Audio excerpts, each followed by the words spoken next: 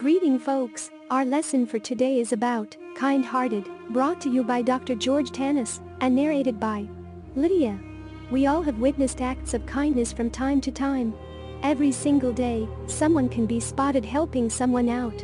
A good neighbor helping his neighbor with his car, a child helping an elderly with the groceries, a person helping a blind person cross the road.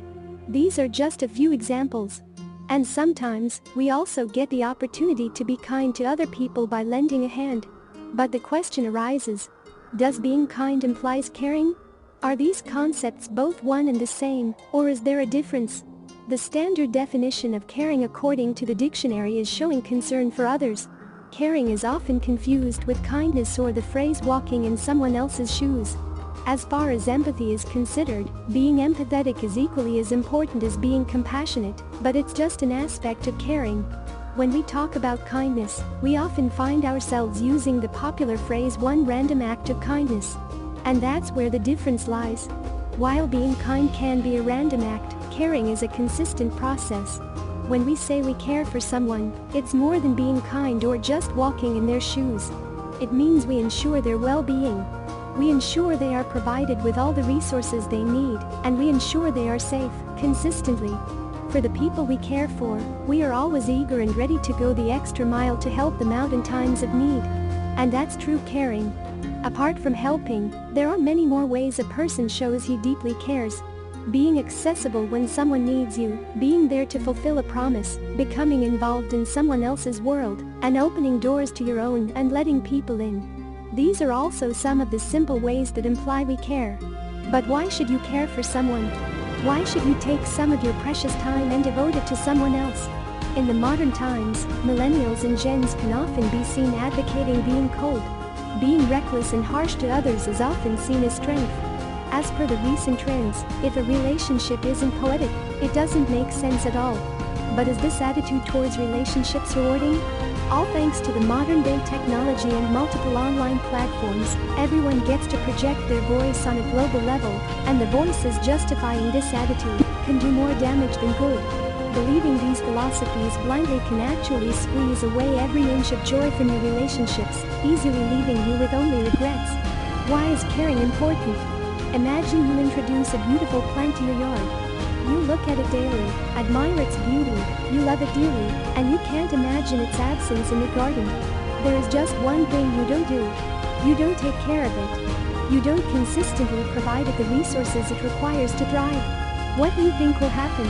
In interpersonal relationships, even an abundance of love and admiration are not enough. For relationships to thrive, care serves as a cornerstone.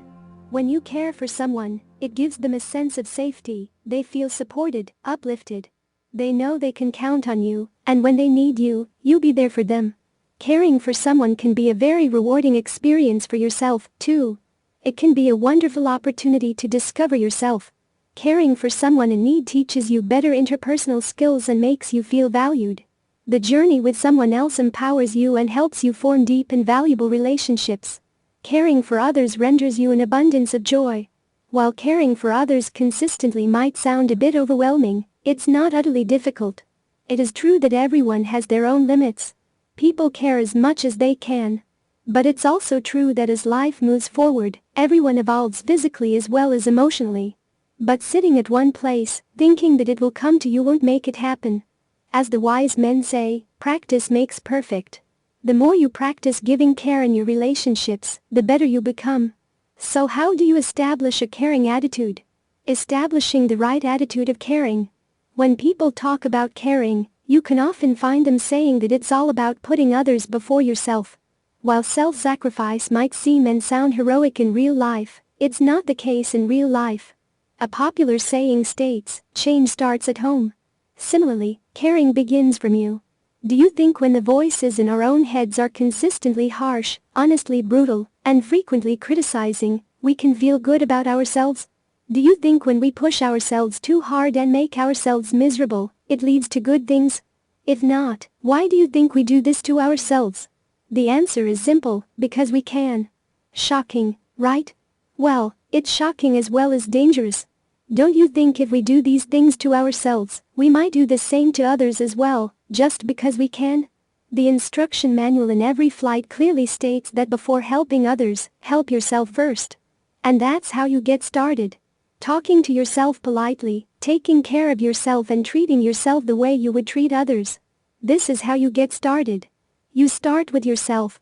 When you start taking care of yourself and start valuing your needs, you discover more about yourself.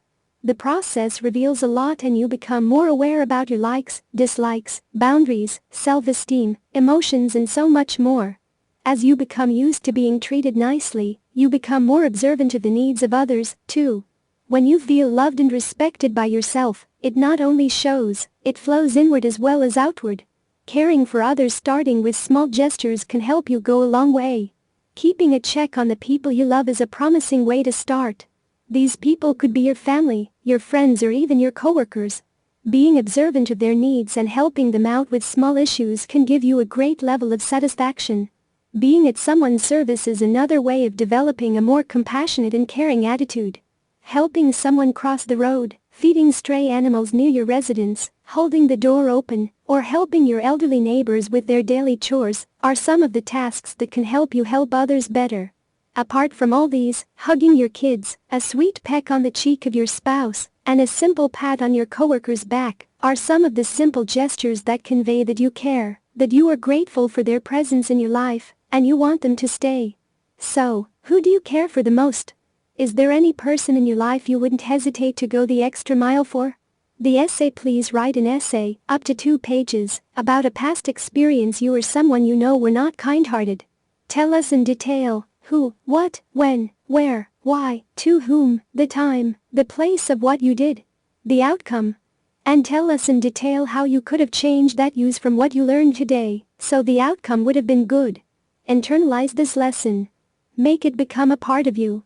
Share your story in the forums. Our advice is for you to practice being kind-hearted for at least a week. Tell others around you to point out any event in which you didn't. Have them hold you accountable.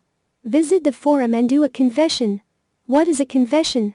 A confession is when you've displayed a wrong behavior and were held accountable by one of your family members, peers, or even by you. Visit the forum and tell us about it. We will give you feedback.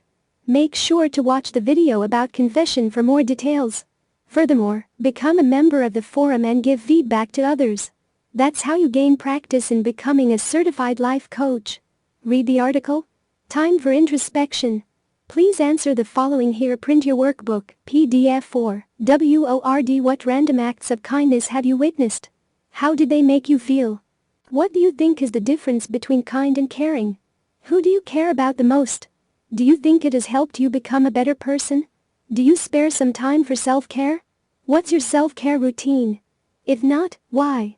How did you cultivate a caring attitude? What steps did you take? Thank you, George Tanis, PhD. It is time now to move on to the next lesson, being neutral.